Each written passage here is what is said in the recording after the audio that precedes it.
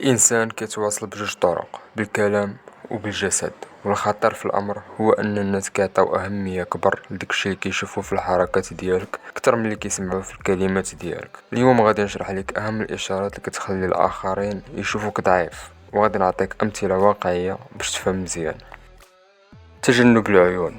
ملي كتهرب من النظر المباشر في العيون، الآخر كيفهم واحد من هاد المعاني: إما أنك خايف، إما أنك كتخبي شي حاجة، أو ما عندكش الثقة في راسك. بحال مثلا شي طالب كيقدم عرض قدام القسم، كيبدا يقرا غير في الأوراق ومكيبغيش يشوف الزملاء ديالو. النتيجة حتى لو العرض قوي، الطلاب والأساتذة غادي يشوفوه كشخص ضعيف.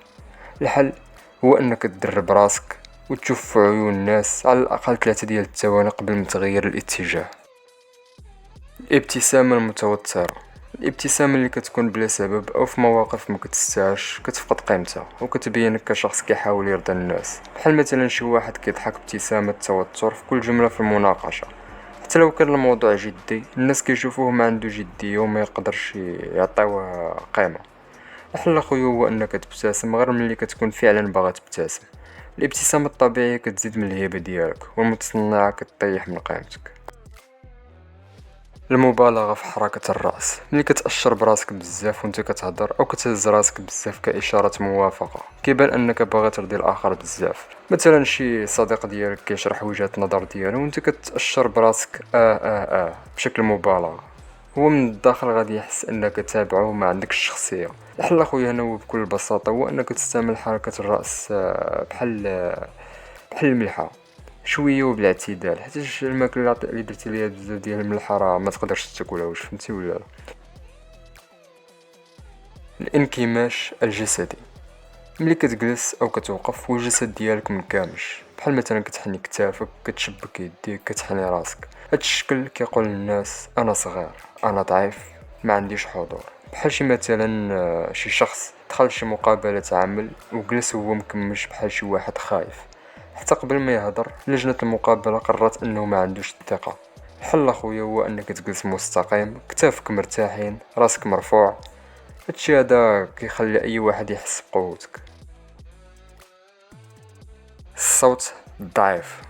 الصوت القليل ولا داك الصوت المرتعش كيعطي واحد الصورة ديال شخص غير واثق. الصوت ماشي غير وسيلة باش توصل المعلومة، هو علامة ديال القوة او ديال الضعف. بحال مثلا شي موظف كيعرض فكرة جديدة على المدير ديالو ولكن كيهضر بواحد الصوت اللي خافت. المدير ما كيهتمش بالفكرة لانها ما جاياش من شي شخص واثق من راسو وواثق من الافكار ديالو. الحل اخويا هنا هو انك تتكلم بواحد الصوت اللي هو واضح متوسط القوة وبسرعة طبيعية، ماشي بالزربة وماشي ببطء بزاف. الحركات العصبية.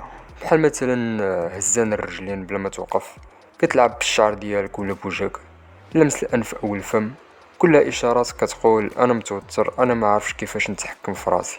بحال مثلا شي شاب كيمشي واعد شي بنت اول مره ولا كيمشي معاها في موعد يعني، وبلا ما يحس كيحرك رجلو تحت الطابله وما كيوقفش. البنت كتفهم مباشره انه مرتبك وما عندوش خبره. الحل اخويا هنا هو انك تتعلم تتحكم في راسك بالتنفس العميق.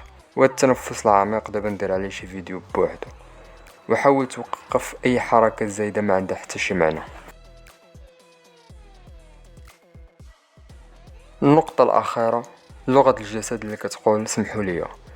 بعض الناس ديما كيبان عليهم بحركاتهم انهم كيلتمسوا العذر، بحال اللي كينحني بزاف ولا كيدير حركات ديال الرضا بلا ما يكون ضروري. بحال مثلا شي شخص في الخدمة كل ما يهضر كيدير ايماءات ديال سمحوا لي بلا سبب، هادشي كينقص من احترام الناس ليه. الحل اخويا هنا هو انك تعلم توقف بحزم وتهضر ولا تتكلم بلا ما تعطي اشارات الاعتذار الا كنتي فعلا غلطتي. هذه هي ابرز اشارات لغة الجسد اللي كتفضح الضعف ديالك. التحكم فيها ماشي شي حاجة صعيبة، كيتطلب غير وعي وتدريب، وكل ما صلحتي هاد الامور كل ما زاد احترام الناس ليك. تذكر قبل ما يسمعوك كيشوفوك، واول رسالة كتوصلها هي بالجسد ديالك قبل كلامك.